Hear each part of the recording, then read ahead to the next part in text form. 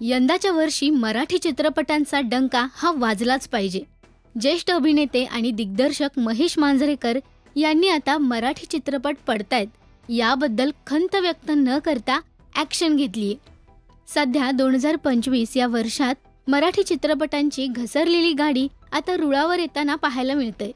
गेली अनेक वर्ष फक्त मोजक्याच मराठी चित्रपटांनी बॉक्स ऑफिसवर कमाई केली होती.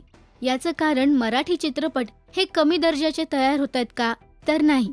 मराठी दिग्दर्शक, मराठी लेखक आणि कलाकार मंडळी या सगळ्यांनी अनेक उत्तमोत्तम कलाकृती प्रेक्षकांसमोर ठेवली आहे. पण मराठी चित्रपटांची स्पर्धा ही नेहमी दाक्षिणात्य आणि बॉलिवूड सोबत होते आणि यामुळे चित्रपट बॉक्स ऑफिसवर पडतात. याबद्दलच मराठीतील अनेक कलाकार मंडळी नेहमी खंत व्यक्त करताना दिसतात.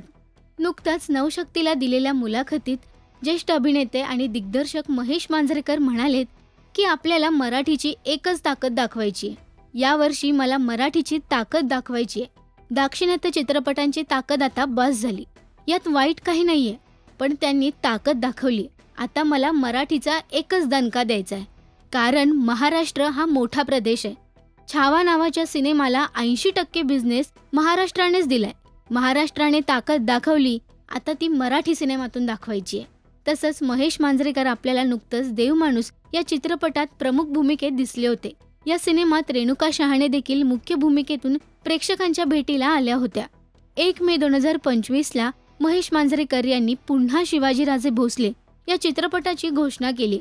अभिनेता सिद्धार्थ बोडके या चित्रपटात छत्रपती शिवाजी महाराजांची भूमिका साकारणार आहे.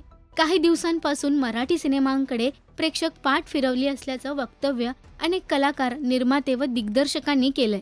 बॉलिवूडच्या मोजक्याच चित्रपटांना प्रेक्षक गर्दी करताना दिसतात, पण आता सगळेच आपली कंबर कसू लागलेत. तुम्ही नुकताच पाहिलेला मराठी चित्रपट कोणता आहे हे आम्हाला कमेंटमध्ये नक्की सांगा.